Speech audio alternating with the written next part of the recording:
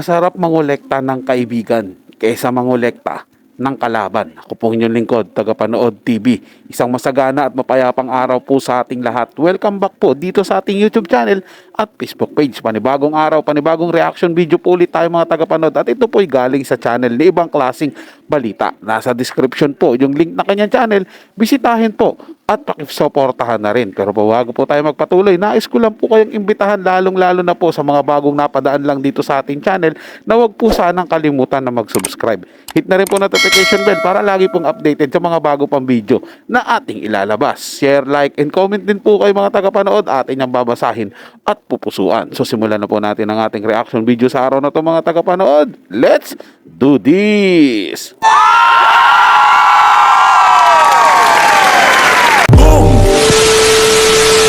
So yun po mga Dabarkads, mga kabiyaya, isang mabiyayang araw po sa ating lahat.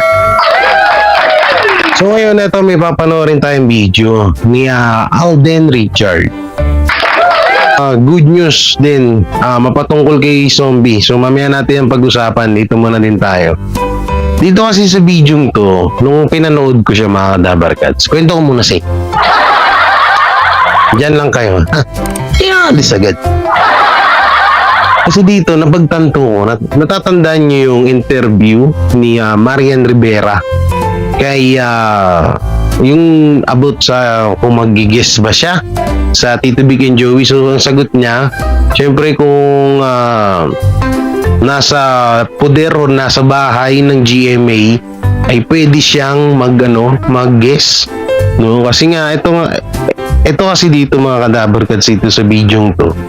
Parang alam mo, gustong-gusto nila mag-guest or pumunta sa Tito Vic and Joey o sa EAP. Kaso, bukod sa ayaw ng GMA at talagang gumawa pala talaga ng paraan. Parang, alam mo yun, parang napagtatanto ko na parang gumagawa pala talaga ng paraan nitong GMA na para yung mga artista na mga malapit sa kanila like Marian Rivera, ito si Alden Richard, sino pa ba yung mga artista ng GMA na dating nasa Itbulaga? So hindi ko na matandaan yung iba, no?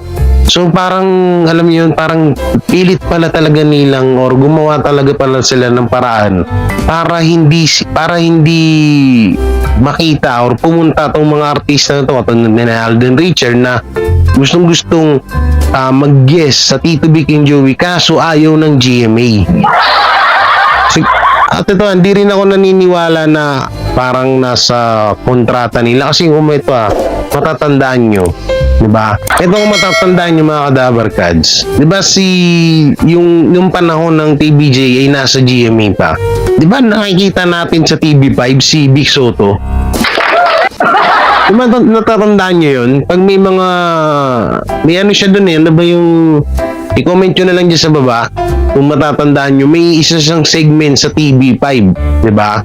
May isa siyang segment sa TV5 na napapanood natin si Bossing Vic Soto sa TV5 na samantalang nandun siya sa Itbulaga noong mga panahon na yun. Pero bakit ngayon? No? Bakit ngayon ay parang hindi na pwedeng makita yung mga artista sa GMA sa TV5? Tama po kayo doon, Idol J. Guevara, no? Doon po sa sinabi nyo na may show po si Bossing Vic Soto doon sa TV5 habang mayroon po siyang Itbulaga sa GMA7. At ang show po niya doon sa TV5 no panahon na yun ay yung Who Wants to Be a Millionaire. Meron din po si Joey De Leon doon na Wow Mali. Oh, yun po yun show niya doon sa TV5 nung TVJ po. Ay hindi po kasali si Tito Sen kasi nasa po siya noon, nasa politika. Pero si Bossing Vic po, Who Wants to Be a Millionaire.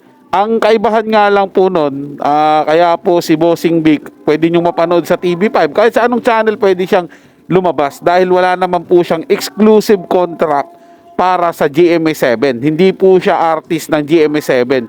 Kung ang kontrata niya lang po ay nasa Tape Inc. Nasa doon po. Bagay, wala rin po silang kontrata sa Tape Inc. Ibig sabihin po, ang trabaho niya lang po ay nasa Itbulaga lang. Wala po siyang exclusive contract na anumang station. Kaya pwede po siyang lumabas mag-guest doon sa mga ibang istasyon po na kukunin po siya. Yun po yung kaibahan po ni Alden Richard. Si Alden Richard po kasi, mga tagapanood, ay may kontrata po sa GMA7. GMA7 artist po si Alden Richard, kasama po si Marian Rivera at yung iba po pong mga artist po nila. Kaya kahit gustuhin man po nila na mag-guest sa E80, lalo na po si Alden Richard, gustuhin niya man po mag-guest sa E80, ay hindi po maaari dahil hindi po yan papayagan ng GMA7. Maliban na lang po kung expired na yung kontrata niya sa GMA7, at yun, wala na nga siyang kontrata doon, wala na siyang pananagutan doon, wala na siyang connection doon, pwede na po siyang mag-guest sa A80. Or pwede na rin siya lumipat ng station kung gugustuhin nyo po, pumirma po ng kontrata sa ibang istasyon. Basta wala na po siyang, kumbaga, tapos na po yung kontrata niya sa GMA7. So, ibig sabihin siguro, ito, ayon sa aking utak, ayon sa akin pag-iisip ko, no, napagtatanto ko na gumawa siguro ng rules itong GMA na itong mga artista na malapit sa Tito Vic and Joey ay bawal nang mag-guest sa TV5. Kasi natatandaan nyo, di ba? Ito, totoo to si Bossing Vic Soto, napapanood ko yun sa TV5 na kahit nandun sila sa Itbulaga noon.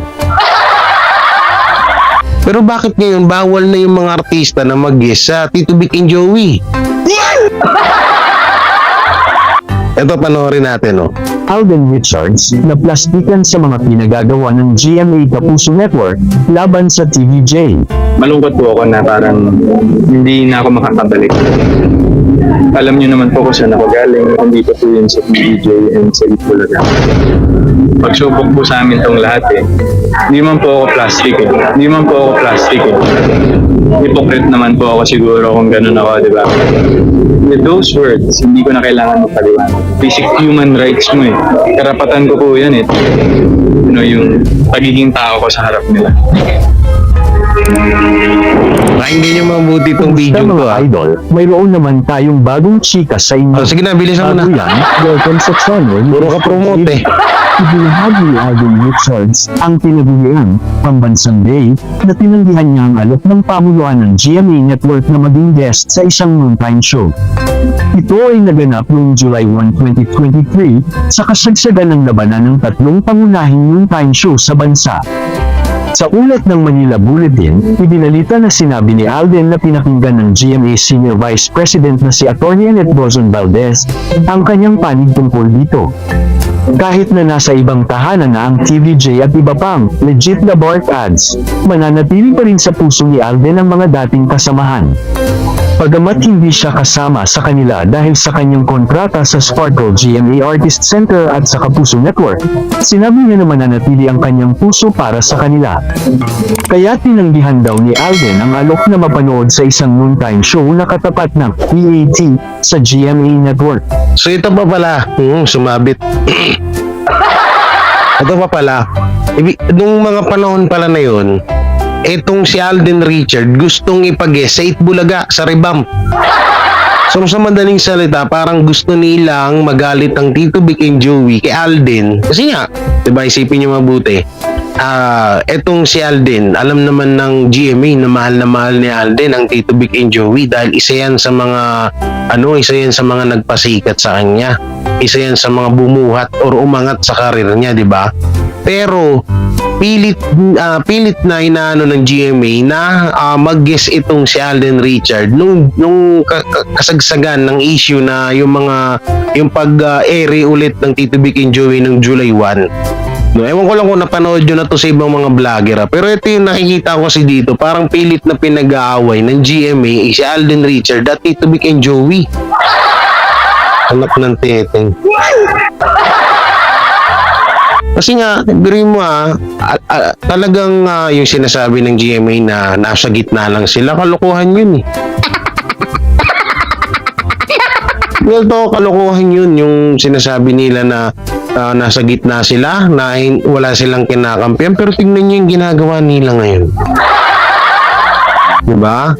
So, sila na Miss Alden, narinig nyo naman doon sa video, diba?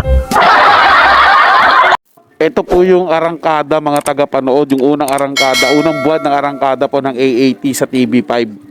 Medyo talagang yung Pick Bulaga, no, naghahanap po ng pwede nilang makuha para po ipanlaban sa TBJ. Siyempre, yung mga malalapit po sa puso ng TBJ, yun po yung balak nilang kunin para madurog po. Madurog po yung emosyon. Kumbaga, ano nila gusto nilang iparating sa TBJ na yung lahat ng mga nanggaling sa inyo kukunin namin para pantapat din sa inyo. Parang ganun po mga tagapanood. Yun nga lang po, nagpakita po yung mga artista na yon ng pagtanaw ng utang na loob sa TBJ, lalong-lalo na po si Alden Richard, ayan po si Marian Rivera at si Michael B. At di po talaga sila pumayag. Maging si ano rin sila Kuya Kim, sila pangalan nitong Billy Crawford, di ba? Kinuha rin po pero tumanggi po diyan mga tagapanood dahil nga po sa respeto nila sa TBJ. At gaya nga po na sinabi ko kanina mga tagapanood, na kahit po man gustuhin man po ni Alden Richard na mag-guest sa EAT kahit sa TBJ ay hindi po talaga pwede dahil may kontrata po siya sa mismong network ng GMA7 kaya hindi siya pwedeng makita sa ibang network. Choice niya kung mag-guest siya sa Pick Bulaga o sa Showtime kasi nasa network po nila yon. Pero kung ayaw niya rin, respetuhin lang din po ng ng GMA7 po ba mga tagapanood. Siyempre, gaya lang po yan ng pagrespeto ni Alden Richard sa TBJ. Kaya sana respetuhin din po nila yung desisyon ni Alden Richard. Kabagay hanggang ngayon naman po mga tagapanood, ilang buwan na po ang nakakalipas Hindi naman po natin napanood si Alden Richard sa mga show nakatapat po ng AAT. 'Di ba? Parang pinagbigyan po ata siya ng kahilingan niya ng GMA7. So, antayin na lang po natin mga tagapanood na matapos yung kontrata niya sa GMA7. Malay nyo po, si Alden Richard lumipat sa TV5 at muli po niyang makasama ang TBJ at si Men Mendoza sa programang AAT. So yun lang po mga tagapanood, na nagustuhan nyo po yung paksang ating tinalakay sa araw na to. Yun kayo bago lang po na napadaan dito sa ating channel, huwag nyo po sanang kalimutan na mag-subscribe.